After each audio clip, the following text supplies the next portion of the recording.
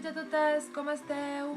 Mireu, avui acabarem el tema 6, que vam començar l'altre dia. Com recordeu, vam parlar dels mitjans de transport. Us en recordeu que hi havia per passatgers, per portar les persones o per transportar mercaderies. I també existien els individuals, que és per portar a una o poques persones. Per exemple, una bicicleta porta una persona o un cotxe, com a molt, pot portar 5 persones. I després estan els col·lectius, com el tramvia o l'autobús o un tren, que poden portar a moltes persones a la vegada. Vale? Mireu, aquí us poso un exemple. Aquest camió porta mercaderies, pot portar aliments, pot portar materials per a algunes fàbriques, i després aquest autobús porta persones. I després vam parlar que cada mitjà de transport, cada vehicle, té com la seva estació o el seu lloc. Per exemple, els vaixells els trobem a un port, els avions a un aeroport, després els autobusos o els trens a una estació, sí? Llavors vam parlar de per on circulen els transports i vam parlar que poden circular per terra, com per exemple un tren, un tramvia, poden transportar-se per l'aigua, com els vaixells, o per l'aire, com els helicòpters i els avions. Sí? Vam veure que hi havia els que porten a persones o els que porten mercaderies, aquí igual, mercaderies o persones, com els creuers, i vam veure també que hi ha els helicòpters per rescatar algunes persones quan es queden a una muntanya atrapades o tenen algun accident o per viatjar a distàncies molt llargues. Bé, llavors ara el que parlarem seran dels mitjans de comunicació.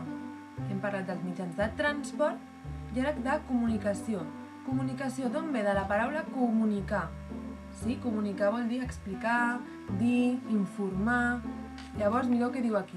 Per informar-nos del que passa i per comunicar-nos amb persones que són lluny, utilitzem els mitjans de comunicació com l'ordinador o el telèfon. Veieu? I diu, hi ha mitjans de comunicació individuals. Individuals què vol dir? Que és per una o poques persones, com per exemple el telèfon, que hi ha dues persones que estan en contacte parlant.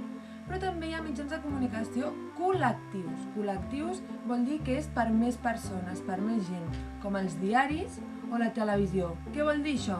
Que moltes persones poden estar llegint el mateix diari o mirant la televisió i s'estan informant amb la informació, amb les notícies que hi ha tant en el diari com a la televisió. Sí? Veieu, diu que informen moltes persones alhora. Individuals, com hem dit, el telèfon o l'ordinador quan estàs enviant un correu, i després col·lectius, doncs els diaris, la televisió, la ràdio, sí? Molt bé. Mireu aquí què diu. Observa i completa les frases. Va, anem a completar.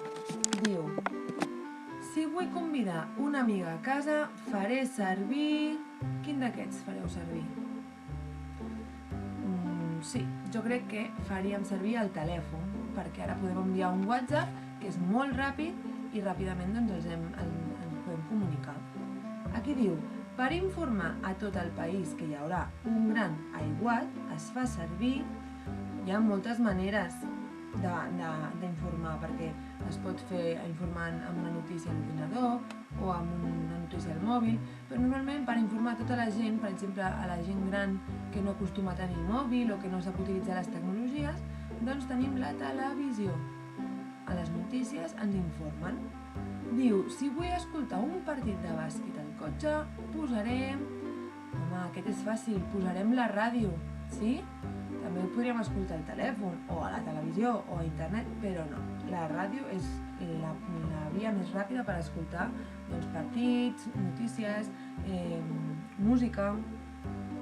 Per últim, puc aconseguir informació ràpidament amb internet. L'Internet ens ajuda a buscar informació molt ràpid.